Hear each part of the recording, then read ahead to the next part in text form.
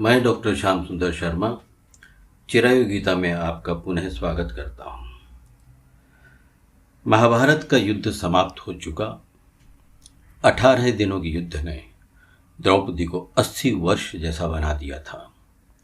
द्रौपदी विचारों में खोई हुई उदास बैठी हुई थी। इतने में ही श्री कृष्ण वहां पधारे। श्री कृष्ण को देखते ही द्रौपदी दौड़कर उनसे लिपट जाती है। कृष्ण उसके सिर को सहलाते रहते हैं, उसे रोने देते हैं और द्रौपदी रोती रोती कहती है, यह क्या हो गया सखा? कृष्ण बोले, तुम्हारा प्रतिशोध पूरा हुआ। सिर्फ दुर्योधन और दुशासन ही नहीं, सारे कौरव समाप्त हो गए। तुम्हें तो प्रसन्न होना चाहिए। द्रौपदी बोली, सखा तुम मेरे घावों को सहलाने आए हो या उन पर नमक छिड़कने के लिए? कृष्ण बोले, नहीं द्रौपदी, मैं तो तुम्हें वास्तविकता से अवगत कराने के लिए आया हूं। तुम अपने बोलों में थोड़ी सी दूरदर्शिता रखती तो स्वयं इतना कष्ट कभी नहीं भोगती। जब तुम्हारा स्वयंवर हुआ, याद करो, जब तुम्हारा स्वयंवर हुआ तब तुम कर्ण को अपमानित नहीं करती और उसे प्रतियोगिता में भाग लेने का एक अवसर प्रदान करती तो शायद परिणाम कुछ और होते।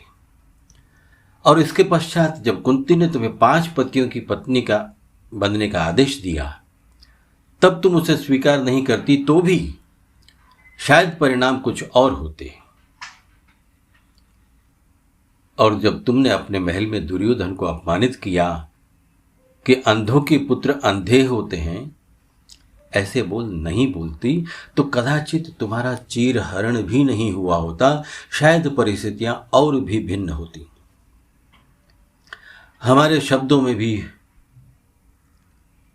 हमारे कर्म ही छिपे होते हैं द्रौपदी। हर शब्द को बोलने से पहले तोलना बहुत जरूरी होता है, अन्यथा उसके दुष्परिणाम सिर्फ स्वयं को ही नहीं, अपने पूरे परिवेश को दुखी करते रहते हैं। हमारे बोलों के परिणाम को हम दूर तक देख नहीं पाते हैं और जब वे समक्ष होते हैं तो हमारे हाथ में कुछ भी नहीं रहता। द्रौपदी और भगवान श्री कृष्ण की इस वार्तालाप से मनुष्य को सदैव यह ध्यान में रखना चाहिए कि भले ही परिस्थिति कैसी भी हो, मनुष्य को शब्दों का प्रयोग सोच समझकर करने की आवश्यकता होती है। हमेशा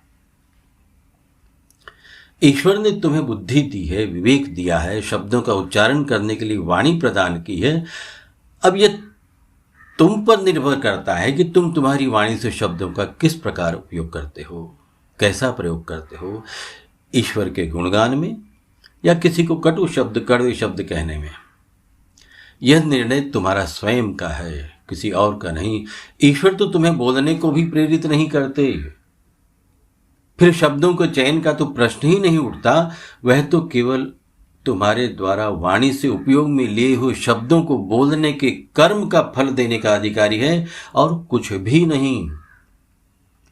उन्होंने स्वयं श्री कृष्ण ने, भगवान ने श्रीमद् भगवद गीता में कहा है, न कर्तृत्वम न कर्माणि लोकस्य सृजति प्रभुः न कर्म फल संयोगम स्वभावस्तु प्रवर्तते। उन्होंने क्या कहा? उन्होंने कहा कि परमेश्वर मनुष्यों के न तो कर्तापन की, न कर्मों की और न कर्म फल के साथ संयोग की रचना करते हैं, किंतु स्वभाव से ही वर्तता रहता है। यानी स्वभाव ही सब कुछ कार्य करते रहता है, स्वभाव के कारण से ही सब कुछ होता है। कहने का अर्थ है कि परमात्मा किसी को भी किसी भी प्रकार की कर्म करने की प्रेरणा प्रदान नहीं करते। मनुष्य कर्म करने में स्वतंत्र है, वह स्वयं कर्म करता है। और साथ ही साथ तुम्हारे लिए यह भी जान लेना आवश्यक है कि अनेक बार शब्दों की अपेक्षा मौन अधिक प्रभावशाली होता है, अधिक शक्तिशाली होता है। इसलिए मौन के महत्व को समझो, इसकी शक्ति, इसके प्रभाव को जानो और मौन रहना सीखो। यह मत सोचो कि लोग क्या कहेंगे, लोगों की परवाह क्यों करते हो। अरे मौन से तुम्हें अपने भीतर का पता लगेगा। मौन रहकर तो देखो। मौन रहने का अर्थ तुमने चुप रहना समझा है तो बिल्कुल गलत समझा है। मौन का अर्थ है उतना ही बोलो जितने की आवश्यकता हो। जहां बोले बिना चल जाता हो वहां चुप रहो, मौन रहो, अधिकांश झगड़े बोलने से ही तो आरंभ होते हैं। जब तक तुम बोलते नहीं तब तक तुम अकेले ही रहते हो, और जब बोल गए तो तुम अकेले नहीं रहते, फिर झुंड जमा हो जाता है। बोलने से तुम्हारे शरीर में हलचल होती है, एक रासायनिक क्रिया होती है, और सुनने वाले के शरीर में रासायनिक प्रतिक्रिया होती है।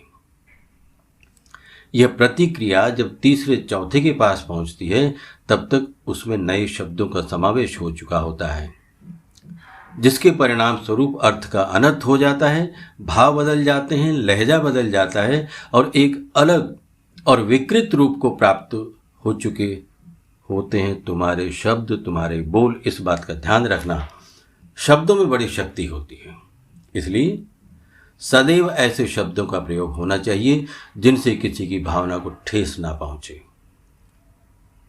जय बांके बिहारी, जय रास बिहारी।